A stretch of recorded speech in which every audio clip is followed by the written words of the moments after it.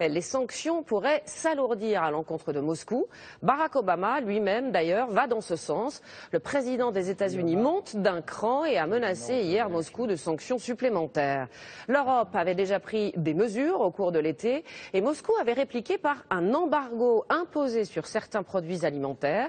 Alors concrètement, quelles sont les conséquences? Pour les Russes, la facture est lourde, plus 10% d'inflation. Les entrepreneurs français, eux, voient leurs produits disparaître des rayons. Reportage de nos correspondants sur place, Alban Mikosi et Patrice Hacher. Affluence des très grands jours dans les supermarchés de Moscou. Après 2 vagues de sanctions européennes, Vladimir Poutine a ordonné un embargo sur les produits alimentaires occidentaux. Ces poires françaises, par exemple, sont les dernières. Les magasins ont juste le droit d'écouler leur stock. Du coup, certains consommateurs font déjà des réserves. Regardez, mon chariot est plein. Nous craignons l'apocalypse future.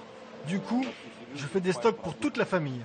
Interdit le saumon norvégien, les poissons britanniques. Conséquence, une hausse brutale des prix, plus 10% en 2 mois. Pour les retraités notamment, le coup est rude.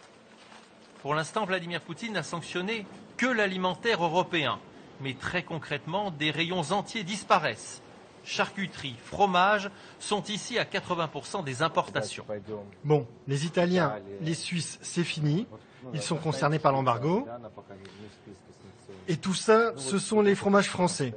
Nous ne vendons plus que nos stocks.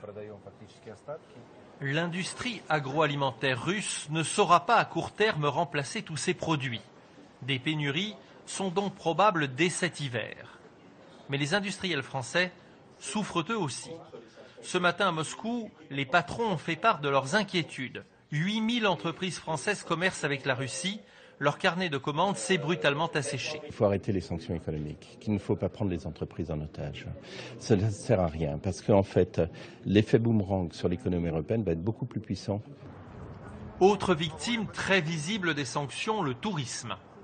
Le nombre de Français en Russie a baissé de 20% depuis le début de la crise ukrainienne.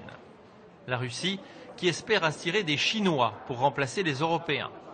Dans le sens inverse, les touristes russes étaient eux aussi beaucoup moins nombreux en France cet été.